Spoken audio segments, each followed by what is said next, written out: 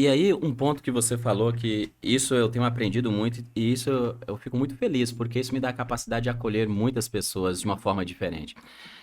E você que está nos acompanhando, é importante você pensar acerca disso. Às vezes, a gente, na nossa boa intenção, a gente quer acolher, a gente quer o melhor para as pessoas, a gente fala bem assim, ó, isso vai passar, ou você não pode ficar assim. Ou às vezes, no momento de luta, as pessoas chegam e falam bem assim, não, eu estou aqui para o que você precisar. A gente não pode falar essas coisas, cara. Essa, Mas eu nunca sei o que falar no luto, cara. se você não sabe o que falar, você não fala em nada. Só o fato de você estar do lado é mais É, acolhedor do que você falar aquilo que você não é capaz de cumprir. Porque quantas pessoas chegam e falam assim: nossa, eu tô aqui, o que que você vai precisar? Aí na hora quando você vai precisar, você não tem. E às vezes é só a primeira semana, as primeiras horas. Depois já começa o distanciamento. É igual a gente fala muito de empatia e as pessoas falam que empatia é você sentir a dor do outro. Eu não acredito que empatia seja isso. Eu não sou capaz de sentir a sua dor. Então as pessoas falam, eu sei o que você está sentindo.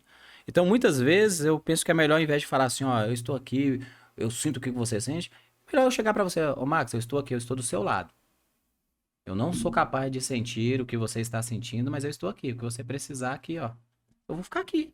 mas geralmente, uma coisa que eu percebi, eu passei por um processo de luto, e a Rose disse que eu mudei muito quando eu passei pelo processo de luto, porque eu não sabia que eu era tão apegado com meu pai, porque eu já nem morava mais com ele. E a Rose falou que eu mudei muito no sentido de ficar muito grosseiro. Foi isso, Rose?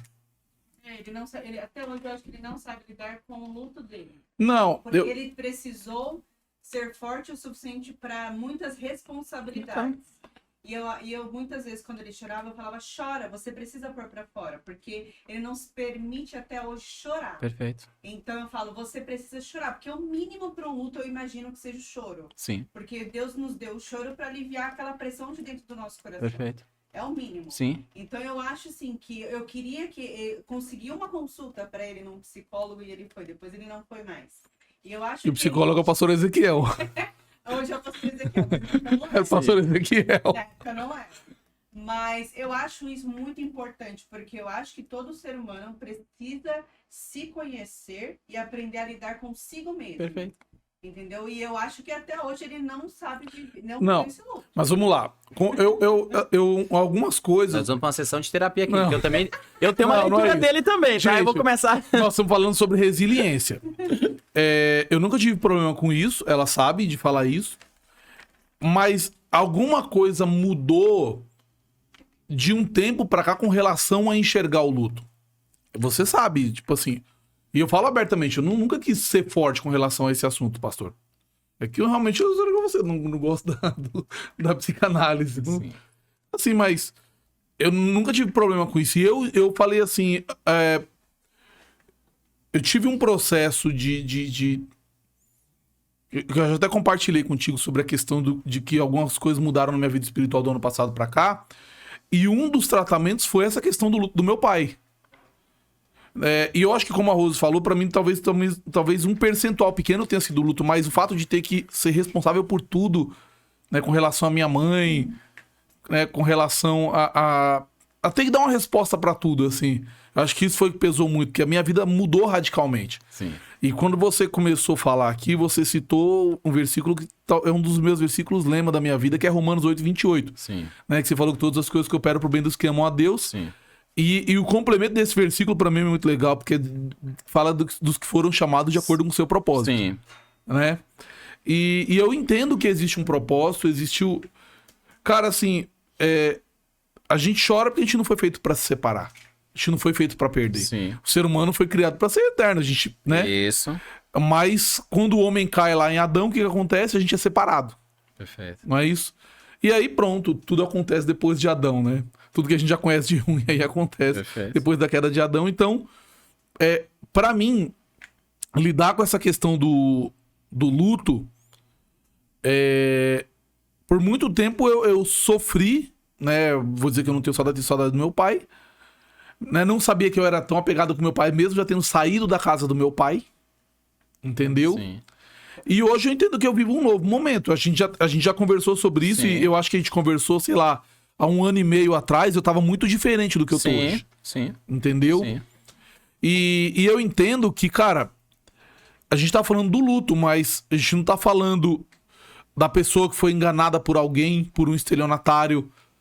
A gente não tá falando de alguém que teve uma desilusão amorosa. E que essa pessoa que tem uma desilusão, muitas vezes é um processo de luto também. Isso, porque o sim. luto não é só a Cara, perda de um ente por morte. Tem muita gente que, de repente, não conseguiu um cargo que aspirava na empresa, que vive um processo de depressão. Sim. Muita gente... eu tenho o costume de falar, pastor, com relação ao passado, que você tem que tomar muito cuidado com ele, porque se ele foi muito bom, ele te machuca, e se ele foi muito ruim, ele te machuca também. O passado, ele é complicado. Porque se ele foi muito bom, tem muita gente que vive... Meu irmão, por muito tempo, ele viveu preso numa época que ele ganhava muito dinheiro vendendo carro. Que as comissões eram muito altas, que tinha um retorno financeiro muito alto. E por muito tempo ele ficou preso naquele passado bom que ele teve. E aí eu falava assim, Diego, aquilo ficou, cara. Acabou. Aquilo não existe mais. Você entende? Tipo assim, o passado dele que foi muito bom também traumatizou ele. Perfeito. Não foi outro passado que foi muito ruim. Sim. E, cara, tem muita gente que a gente enxerga que o cara é preso numa série de questões, assim, mas um monte, assim, cara, eu acho que não é uma nem duas, são centenas de questões, ou milhares, sei lá. Perfeito. É um pai que era abusivo, um pai que falava que você não ia conseguir chegar em lugar nenhum. Sim. Uma mãe que de repente traía o pai que traía a mãe, a pessoa olha pra aquilo, ela já enxerga casamento de um jeito completamente Diferente. distorcido, Sim. né, pastor? Cara, são muitas coisas. E assim, eu acho que é um lugar de fala dele aqui, do pastor Jordélio, porque ele recebe muita gente no gabinete machucado com todo tipo de coisa. É um pai que de repente imaginou que o filho seria de um jeito, o filho é de outro, deu outra resposta. Se a gente for pensar que são infinitas coisas, né, pastor? Sim, e eu penso que com essas infinitas coisas, o mais importante, por isso essa questão de autoconhecimento, é a gente aprender a reconhecer o problema, a dar nome para o problema, a gente entender a nossa limitação. Nós somos limitados. Tem situações que a gente não vai conseguir resolver. Só que nesse mundo de super-heróis, muitas vezes a gente não quer mostrar fraqueza. E talvez o grande super-herói é aquele que mostra fraqueza. E você reconhecer que você não pode, que você não consegue.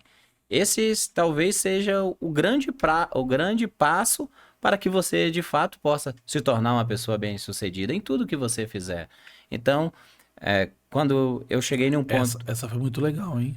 E assim, quando eu comecei a reconhecer que eu precisava de mentores, e assim, no momento do luto, aí você pode vir para aquela de você se vitimizar. Puxa, ninguém tá me acolhendo, ninguém me liga.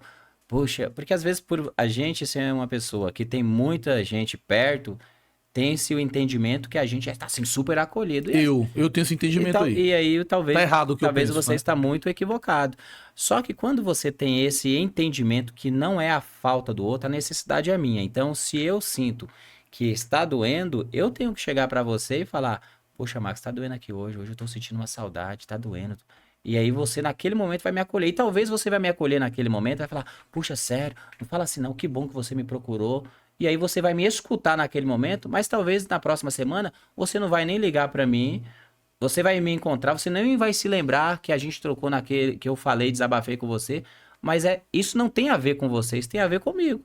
No dia que eu precisei, eu fui lá e falei, e você me escutou naquele momento. Por que eu falo isso? Porque tem muita gente que está magoada com outra pessoa, porque, poxa, eu tô desse jeito, ninguém fala comigo, não recebo um telefonema. Mas você falou que você está precisando de um telefonema?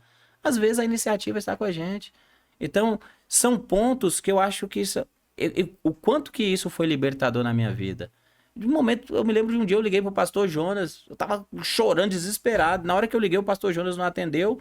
Liguei pro pastor Carlos, ele tava lá na Inglaterra, lá num parque, lá em Londres, ele atende. Eu falei, tô mal, tá acontecendo isso. Ele conversou, aconselhou.